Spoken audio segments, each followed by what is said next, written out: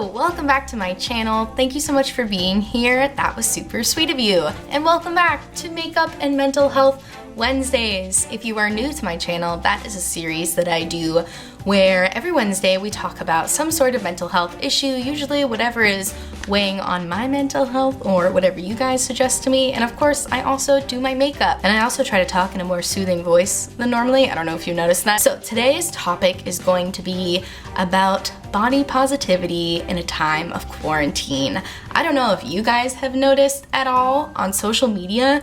I feel like there's a lot of jokes going around about the quarantine 15 and people talking about how they feel like they've gotten fat or are getting fat during quarantine, and I just feel like there's a lot of really negative, not so body positive language going around, and I wanted to address it and tell you my thoughts about it, and of course I want to hear your thoughts about it too, so don't forget to leave anything you feel throughout this video in the comments below, because I love hearing from you, and I love facilitating conversations about mental health.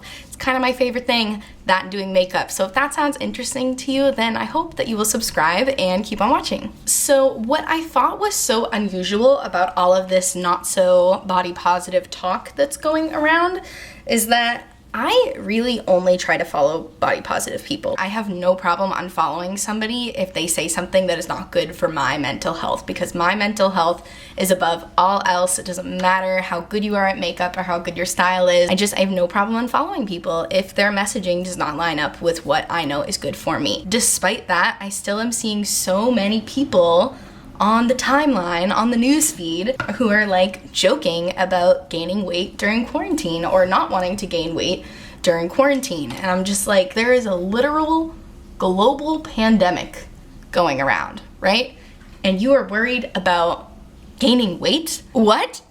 If nothing else during this quarantine, the fact that you are surviving, the fact that you are staying alive and staying healthy is an accomplishment enough. I know I kind of talked about this during the pressures of productivity video that I did. I just feel like all of this pressure to improve your physical self during quarantine is just so bogus. And I'm not saying don't work out, because I know that for a lot of people working out causes endorphins, it makes you feel good. I know my mom still has been exercising. She does little exercise videos at home because she hasn't been able to go to the gym, and she said it makes her feel good, and I think that's awesome for people who it makes them feel good. But I also think that you shouldn't put so much pressure on yourself to work out just because you don't want to get fat. If you're working out to avoid getting fat during quarantine, I don't think that's the right mindset to have at all. So yeah, I think if you're working out because it makes you feel good and it's something that you enjoy doing, then that's wonderful and fine, and I don't see anything wrong with that. But I think more so what I'm criticizing is the people, more so the influencers, the people with large platforms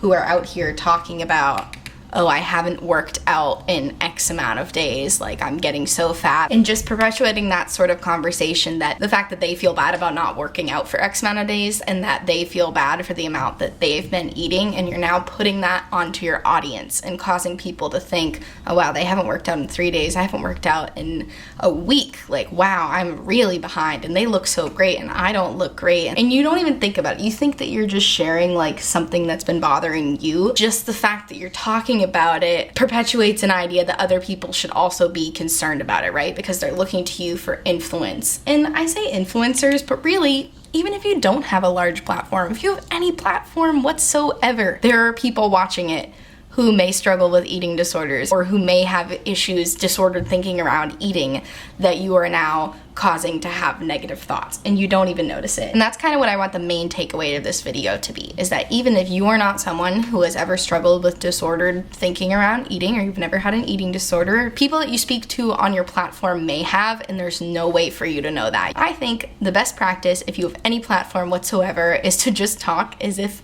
everyone has an eating disorder, because it's incredibly common.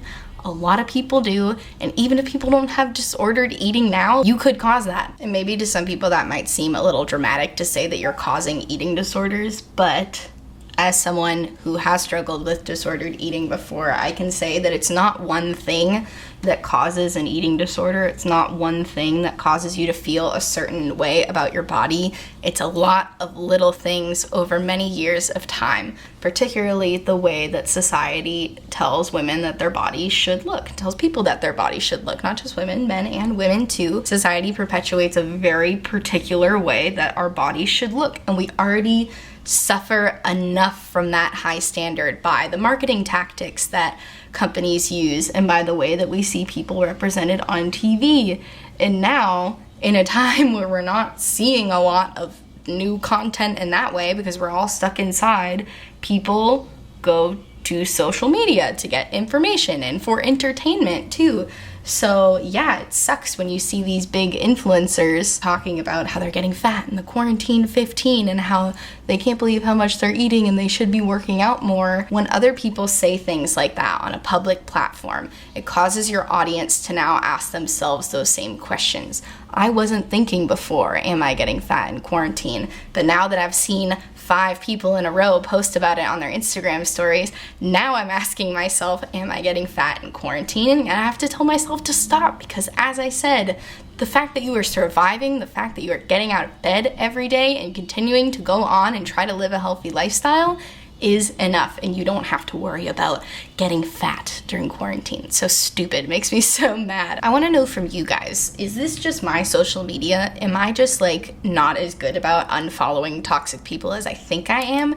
Or has your social media also been skewing on the I'm gaining weight during quarantine side? I'd like to know from you. I feel like I'm seeing most of it on Twitter because people think it's funny, and that's another topic of conversation to be had, and I am definitely not the loudest voice that should be heard on this. I'm gonna drop a few people links down below. Katie Sturino is a really great plus size fashion blogger who is like incredibly body positive, and she talked better on this, but I just want to say that the fact that people are tweeting to be funny about gaining weight during quarantine perpetuates an idea that getting fat is funny, and it's not. It's something that is normal for some people and that happens. It isn't something that should be joked about. Some people gain weight to circumstances beyond their control because they have an immune disorder. Do you think they think that's funny? I certainly don't think so. And if you are someone who has made jokes about getting fat before, and you're looking at this like, it's my body, I can say whatever I want, why should I have to feel bad about making jokes about getting fat? Just try to keep those people in mind, because it might be funny for you,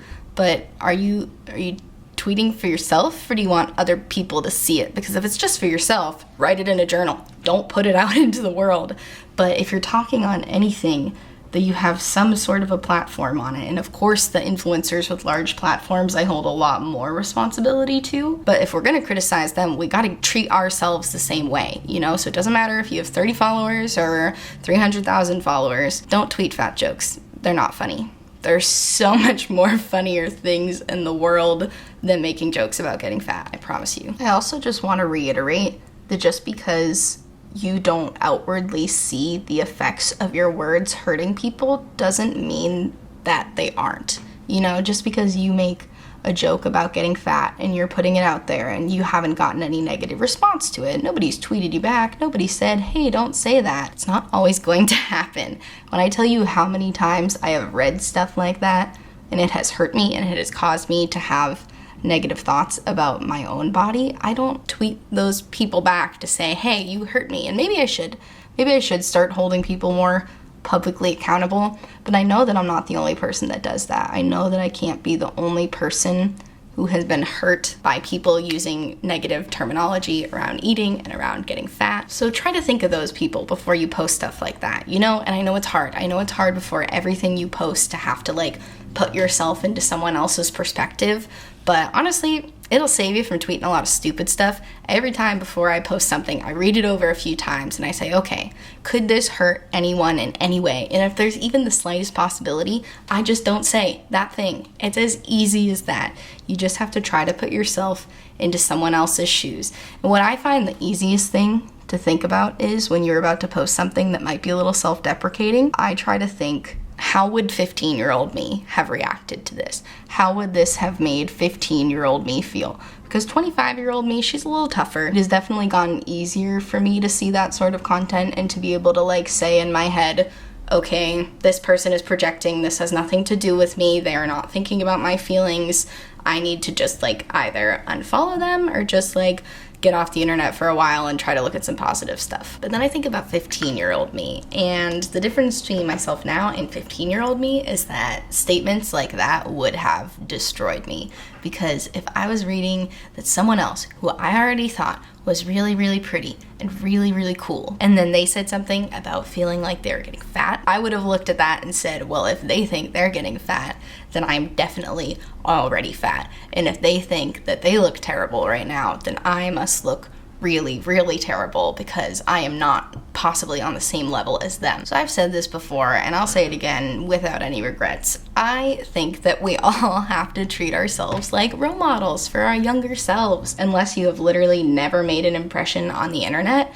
I think you are a role model for young people, and you need to keep that in mind when you're posting. Because even though you might be grown up and cool and confident in yourself, and you can make fun of yourself and be a little self-deprecating and it doesn't bother you, when I was 15, I was seriously self-deprecating, not like in a fun way. I was like very serious about the fact that I did not like the way that my body looked, and I would not have read one of those tweets and laughed at it. Absolutely not. It would have broken my heart, and it would have made me feel really, really bad about myself. And I just think, why fuel that fire, you know? The world is in a very dangerous state right now, and I think it's both to our physical health, but also to our mental health. Physical health has been a big focus right now because of this pandemic that is going around, and we're all trying to stay physically healthy. But the fact that we are stuck inside and kind of forced to be alone with our thoughts a lot more, you really need to take your own mental health and other people's mental health into perspective.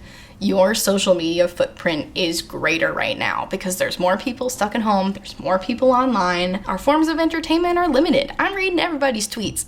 I'm not usually on Twitter so much, but right now, there's times where I get bored and I just read up and down my news feed. I see what everybody says, and a lot of it's garbage. Most of it's garbage. Most of it's garbage on Twitter. Maybe I should just get off Twitter. I don't know. But it's on Instagram too, okay? So even if you feel like you don't have a big platform and it's not that big a deal, I'm telling you it is, and I'm telling you somebody's gonna read it and it's going to hurt them and it's going to cause them to spiral into a bad place mentally, and you don't want to do that to other people. People with eating disorders are really struggling right now because they're at home. There's limited access to what foods we have. A lot of foods that we're used to being able to get are sold out. You know, people are kind of just being forced to change their eating habits due to all of this. And you adding fuel to that fire by talking about how you're getting fat and they're over here already feeling like they're getting fat because there's parts of their diet that are beyond their control, you can really push somebody down when you use language like that. And I know that there's a lot of people who don't feel that they have a moral responsibility to be a good role model to others.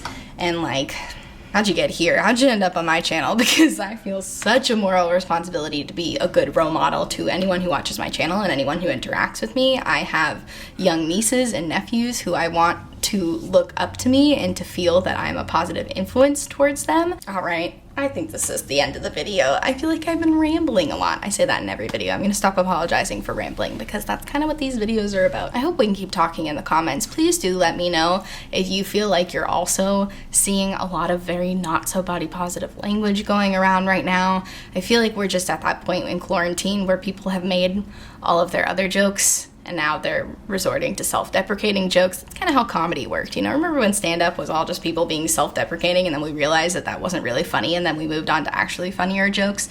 Twitter's going through that same phase right now. I hope they get over it soon because it's not cute and I don't like it. In conclusion, I'm gonna get off Twitter for a while, but I vow to you that I'm gonna start calling people out more on this language. I'm not gonna let things slide. I am not one for cancel culture, but I am one for calling people out when they say things that are hurtful. And using not body positive language during a time where we are literally all stuck inside and there are so much bigger fish to fry, there are so many more important things, I think it's more important than ever to call people out when they use that sort of language, you know?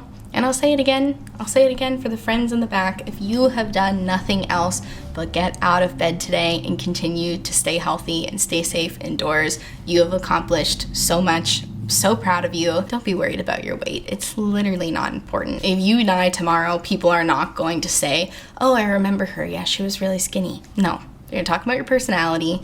They're gonna talk about what a great person you are. Your weight is not on the table, I promise you. So try to stay positive. Try to keep on following people who don't make you feel good. Try to stay off social media for a little while. I know I'm one to talk. I'm literally on it constantly. I'm sending you good, healthy vibes, and I hope things get better soon. I hope that someday on mental health and makeup we can talk about something not quarantine related, because I'm getting a little sick of it. Gotta stay true to my feelings, gotta stay true to what's affecting my mental health. Thank you so much for watching. If you like this video, please give it a thumbs up and subscribe to my channel. Makeup and Mental Health Wednesdays happen every Wednesday, so I'd love to have you subscribe. And I also make videos about makeup tutorials and about skincare and about hair care and all sorts of fun stuff. I'll put all the products I'm wearing down below. I hope that you have a great day. Remember to wash your hands and stay healthy. I'll see you in my next video. Bye!